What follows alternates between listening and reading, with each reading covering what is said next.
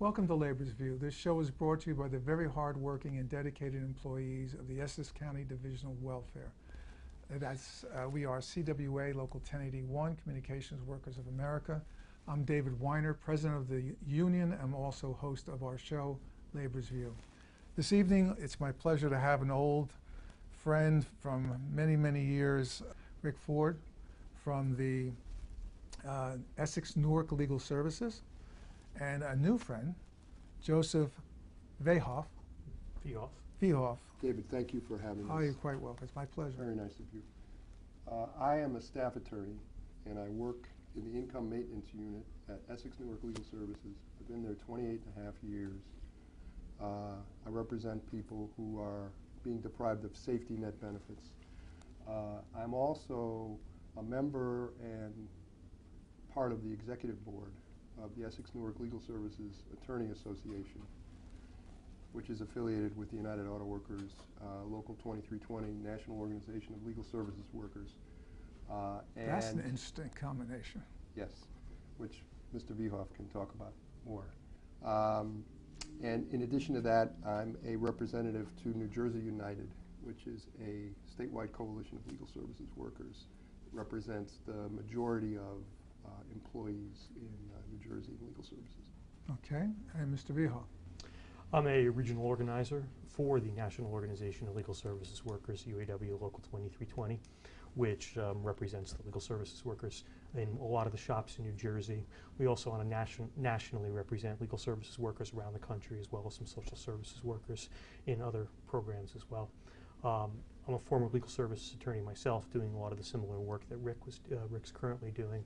I worked in Patterson for a number of years at what was originally the State County Legal Aid Society, and then became Northeast New Jersey Legal Services, representing low-income clients in housing matters. Okay. May I call you Joseph or Joe? Joe's fine. Joe's good? Yeah, okay. Please. Yeah, we do have this connectivity anyway, because representing the welfare workers in Essex County, our clients, when they feel that they've not been treated well by us, will often go to you, and you represent them, Albany Office of Administrative Law. So we have that, it's not really contentious, but antithetical relationship. And ironically, I think you know this, when I appeal major disciplines of our members to civil service, it's remanded to OAL. So our members go before the same judges before whom they went for fair hearings. It's a very strange and small world. So whenever I go there representing somebody, there's always several of my members sitting in the hallways waiting for a fair hearing. So you've got some issues that you want to talk about, and I know one of them is the status of the legal service system in New Jersey in particular. So why don't you just go with it. David, in the last 5 years, our offices have suffered huge budget cuts. Our three major sources of funding have all been cut. And those are the interest on lawyers' trust accounts, money from the state government, and money from the federal government. Explain the first one. I know what it is, but explain. I think it's interesting on where that money comes from. Every private attorney is required to keep a trust account. A trust account, the purpose of the trust account is to hold funds for clients. For example, for a house closing. While the money is held in the bank pays interest. The interest is put aside and paid over ultimately to legal services. Because of the housing market crash in 2007, which we're still feeling the after effects of, there was a sharp decline in IOLTA funds from $40 million statewide to, I think, less than maybe $5 million now, something huge, something in the range of 90%. That's the first cut that hit us. The next cut that hit us was the state budget cuts. We've been cut in half from $29 million in 2008 to $14 million today. Now, just to be clear, when you say we, it's actually Legal Services in New Jersey, which is based in Edison. Okay, yes, I should make that distinction. Right. Legal Services of New Jersey, which is the umbrella, the statewide umbrella organization, receives the funds and then sends in addition to funding its own operation in Edison, it also sends the funds to the local programs, such as the one I work at in Newark. And in all the counties have a legal services program. Some of them are multi-county. Ours is, I think, the only one, or maybe there's two, that have just one county. Standalone, yeah? Yeah, standalone. So those cuts have affected directly the delivery of service to our clients. The third thing that's happened is the federal money has been cut. First, through congressional action, and then second, the latest, which I guess you could also say is congressional, but also relates to the whole government, is the sequestration, which has decreased our funds. So the bottom line is we have lost close to 50%, somewhere between 40 and 50% of our funding over the last 5 years. And as a result, our clients, those people that need representation in civil cases, because that's what we handle. We don't handle criminal cases. We handle civil cases, right. Family law, divorce, consumer, meaning bankruptcy or credit, debtor-creditor cases, unemployment compensation, education cases, medical assistance, and of course eviction and foreclosure. All of those things which we weren't able to really do adequately even before these cuts have been slashed. Give you one example. At our office, we used to represent people, as you mentioned in your introduction, in administrative hearings. At the present time, we're really just not able to do that anymore. We just don't have the staff to do it, number one, and number two, we've been cut back this year to a 4-day week. So it's a 20% pay cut. It's a 20% pay cut, and on top of that, the effect on the clients is drastic because we have had to take the number of people that we normally would see and cut that back. And of course, when you have only 4 days in the week to do the work that you need to do, you can't do the same amount of work. Have they cut your staff as well? The staff has been cut, and Joe can talk about the statewide, but just in our office alone, we have lost a total of, I believe, 13 or 14 staff attorneys, more than half of the staff attorneys. Now, just so you know, there have not been layoffs in our office, fortunately. Through attrition. It's been through attrition, right. So the good part of it is that we haven't actually had to, the program hasn't actually laid anyone off. But the bad part about it is that the staff that's left has that many fewer people to deal with the problems that we see. And these problems are desperate. They're people who are in desperate circumstances. I don't know if you want to add. Yeah, the devastation of the legal services program statewide has been enormous. Consistent with what Rick's talked about here in Essex, Newark, the programs around the state have also seen huge cuts, both in staffing and in resources. I mean, we've had layoffs at shops around the state. We've had attrition. We've had furloughs and other ways to decrease the overall spending to try to get it within the minimum budget they have. But what's particularly problematic is at this point in time, because of the economy, the number of people that qualify for civil legal services and the number of people that need legal services is through the roof. It's higher than at any point I was ever at legal services. And it's at this time that we're actually cutting back on the ability to be able to see people. So more clients are being turned away.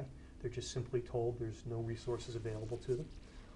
Those that do manage to make it through the door get a lower level of service. Sometimes they'll simply get advice, or they'll be given forms and sent on their way, as opposed to having an attorney who will walk them through the process, or even represent them and go to court on an administrative hearing, or go into superior court and represent somebody on an eviction or on a credit matter. And that resource, that safety net, that protection for the people of the state has really evaporated. And it is a problem on a nationwide level. I mean, Rick mentioned the federal funding. One of the components that a lot of that most of the legal service programs in New Jersey, at least the ones that we deal with, are funded in part by the Legal Services Corporation. The Legal Services Corporation is a governmentally created entity, federal government, that manages and distributes funds to civil legal service programs around the country. And every year, when it comes time to draft a new budget in Congress, we have to go down and we have to fight to make sure that we don't get cut. And there are a number of politicians down there who want to zero out legal services and have year after year after year propose amendments. Which party might that be? It's been the Republican Party. Okay.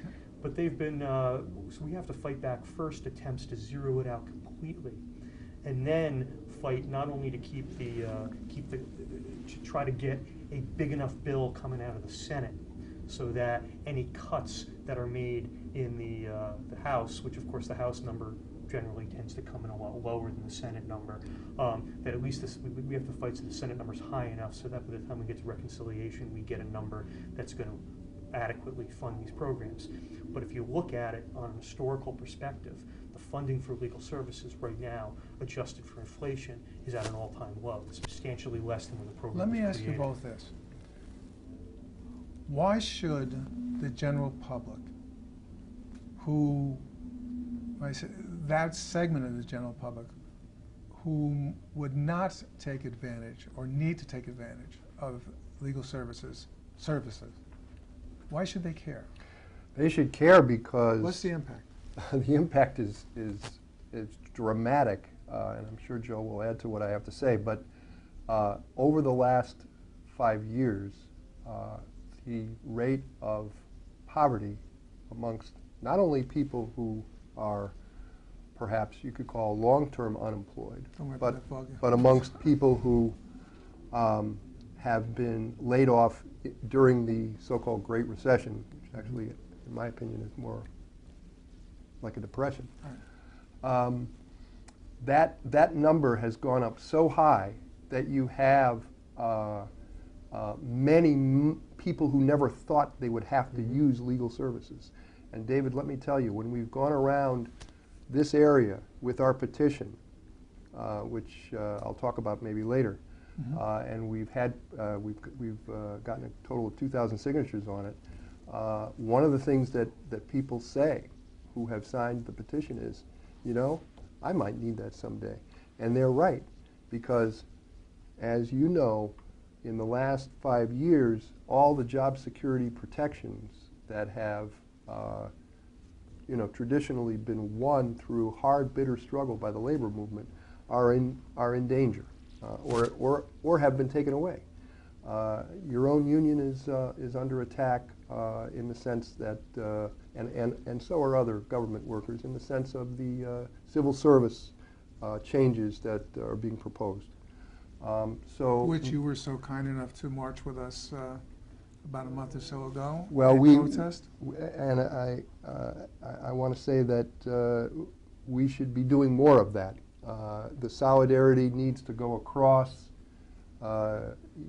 traditional union lines, because frankly, as workers, as a working class, we're under attack in many, many different ways from many, many different directions, and we need that unity, that solidarity that labor movement was built on during the period of mass 30s, struggle during the 40s, 1930s and 1940s. Sure. There have been several articles about actually more and more experiences of poverty and need in the suburbs with people that you would never think would have been needing services. Although it's always been the case. I remember living, one of my few forays into the suburbs, I'm a city boy, we lived in Caldwell, and I actually, with a roommate, and it was a duplex, and the people on top is a family. And one day I get a letter thinking from the welfare, I think it was from me as president of the local. And she was actually a recipient of assistance upstairs in Caldwell. So, the heroin epidemic that's going into the suburbs.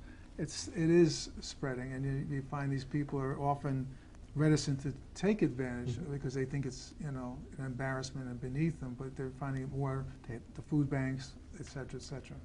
And that's really why people should care about things like funding for legal services, because so many of their members of their community may end up needing it at some point. You know, we're so used to seeing on TV, you know, people on crime shows, people being read their Miranda rights, where you have a right to an attorney, and there's a constitutional right to an attorney in criminal cases. There's no right to an attorney in civil cases. We are the last stop, if you will, for people who can't afford an attorney yet have to go into a civil proceeding. And oftentimes the consequences of civil proceedings are every bit as great as a criminal proceeding. People lose their homes, they lose their life, they lose their support, they can't afford to buy food. It leads to more homelessness and more poverty, and these are things that end up costing us all money in the long run, because we're now having to support people who otherwise could have been able to stay in their homes through other tax-supported ways. And you're right, there are people who 5 years ago never thought they would have needed services. They've lost jobs, they've exhausted their unemployment, they're now in foreclosure, and there's nowhere to turn. So this sort of is sort of part of the safety net that sort of levels the playing field and helps to sort of keep I guess keep people out of poverty, really. And I want to just add, David, you know, the Legal Services of New Jersey issues regular annual reports on the level of poverty. Dee just put one out, Dee Miller, Melvin Miller, but Dee Miller, your executive director, just put out a report, right? That's correct. 2 days ago. That's correct. And in that report, it found that 24.7% of the state's population, 2.1 million residents, was considered to be poor. That's defined, by the way, as twice the federal poverty rate, because New Jersey's cost of living is among the highest in the nation. But this is how I want to go back to your point, you know, because you're absolutely right. The spreading of poverty into the suburbs is a fact. But this is how insidious this whole situation is. Okay, this report found that African Americans and Hispanics had poverty rates at least 3 times higher than whites. Okay.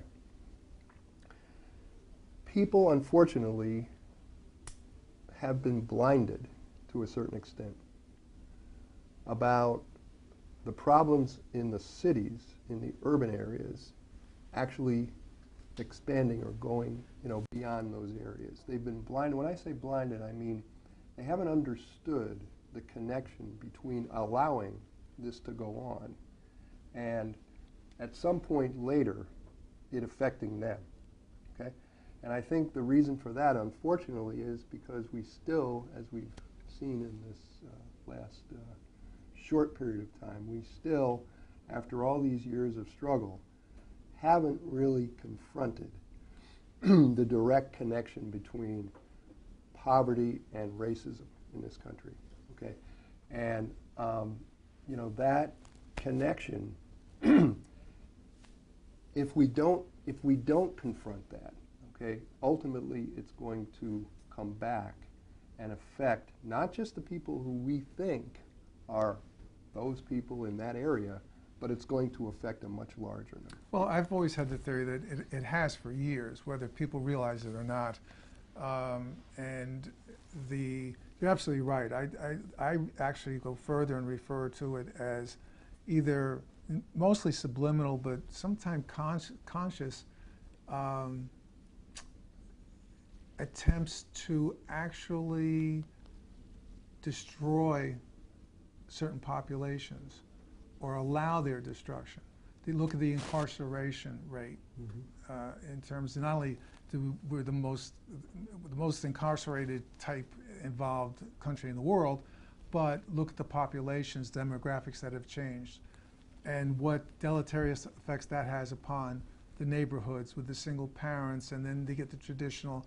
And if you look at Essex County, we now rank, unfortunately, the Division of Welfare, we're the largest in the state, but we now rank dead last or first, depending on how you look at it, the worst in every integer you can imagine. Food stamps, Medicaid, I mean, getting it to people on time. Yes. And they have no one to go to, which used to be you guys through the fair hearing Right. process. And you're right, I mean, it's like the Fram oil filter commercial years ago. You pay me now or you pay me later. And we're paying now for the ills of the past. And it was insidious, but it's becoming so obvious. It's becoming much more open, David, and you know, I mentioned, you know, more recent events. I mean, we saw what happened with the Trayvon Martin case. We saw what happened with the pattern of policing that has been uncovered in the stop and frisk case in New York. We've seen, you know, disproportionately high levels of unemployment amongst Black and Hispanic workers. Your point about mass incarceration, for sure, and we've seen the taking away of voting rights of you know, people that have, you know, historically been deprived of same, and also a more segregated school system than since probably the, you know, desegregation orders of the 1960s and 1970s. So this is a systemic societal issue, obviously, and the labor movement, I'm speaking for myself anyway, the labor movement needs to confront this head on, because as we've learned from the past, it's only through unity and solidarity that we make any advances, and struggle, obviously, and that you know, that needs to be our watchword going forward into the future. Well, as you're aware, part of the problem, a very big problem, has been there's always been this historic rift between the building trades types, the private sector, and the public sector. And with the automation of the 50s and 60s and then leading into outsourcing, you lost a lot of the private sector, lost their jobs. And therefore they lost the unions, and so now in the private sector it's very small percentage of union representation. So you're on your own, and I believe that what happened, especially in New Jersey, and I'll call names out. It's Senator Sweeney, who's with the iron workers. People of his ilk looked at the public employees and said, well, we have 50% unemployment, and we have to carry our own pensions, our own health benefit plans. And they're too rich, so then they came after us. And we had a 2% increase in our pension through legislation, and this really horrible increase in health benefits, where if you extrapolate it, within 10 years, our members will be working for just their health benefits because of the increases. So there is this divide. In fact, you don't have to get political, I may.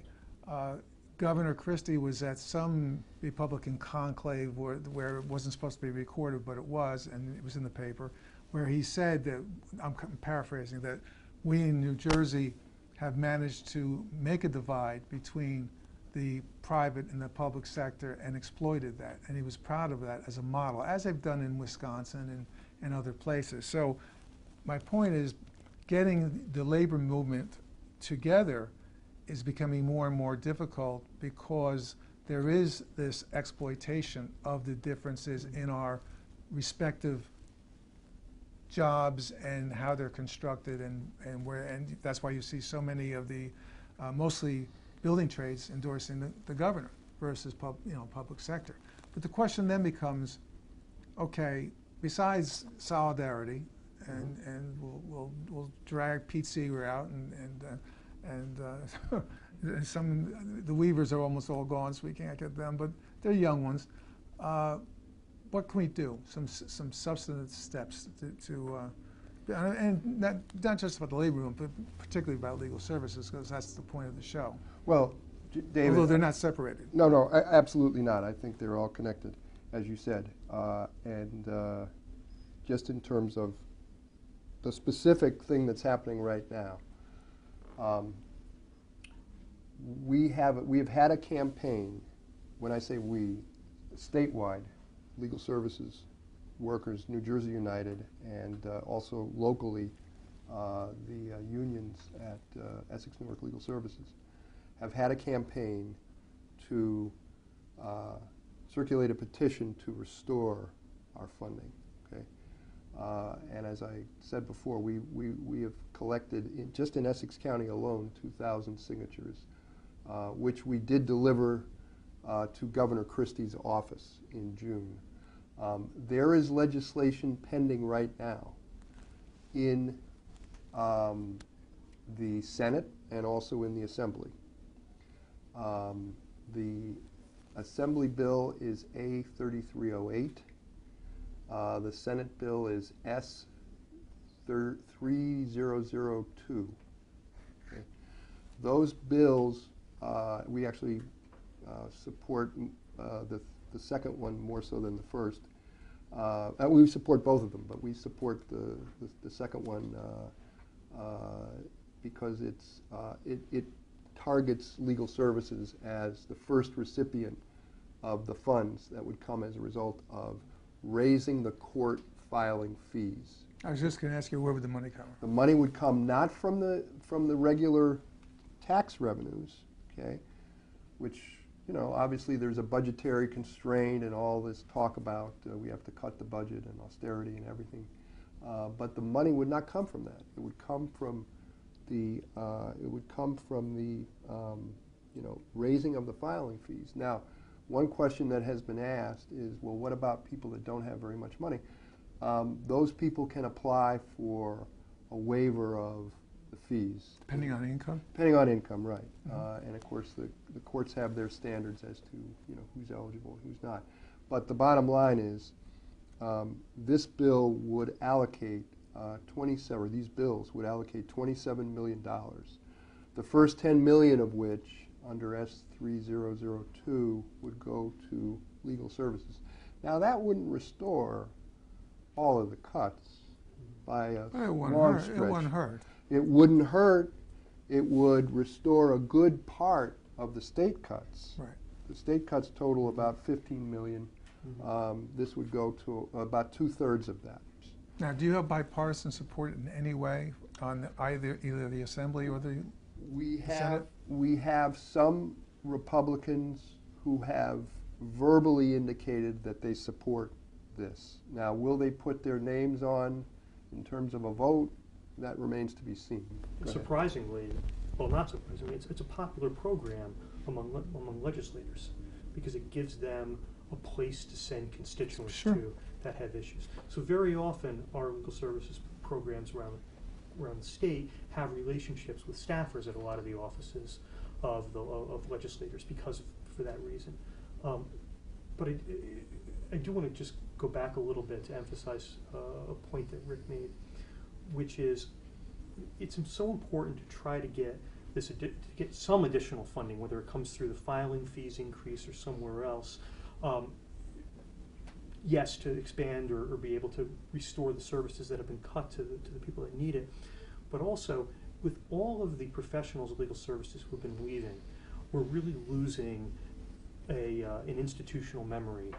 The work that legal services does is not, other lawyers don't do this work. There aren't lawyers out there who represent tenants in landlord-tenant eviction cases because there's no money in it. Right. So we have developed over the years a level of expertise and knowledge and talent that's slowly leaving. And once that leaves, I can't imagine how long it's going to take to A learning curve. Yeah. Well, Joe Veehoff, Foard, thank you both for coming on. It's a fascinating subject. It's a very important subject, and we're very pleased to have you here, and it's been our pleasure. Thank you so much for having us. Thank you. Thanks a lot. And thank you for the members of Local 1081 CWA and Labor's View. I'm David Weiner, and we hope to see you soon on future shows.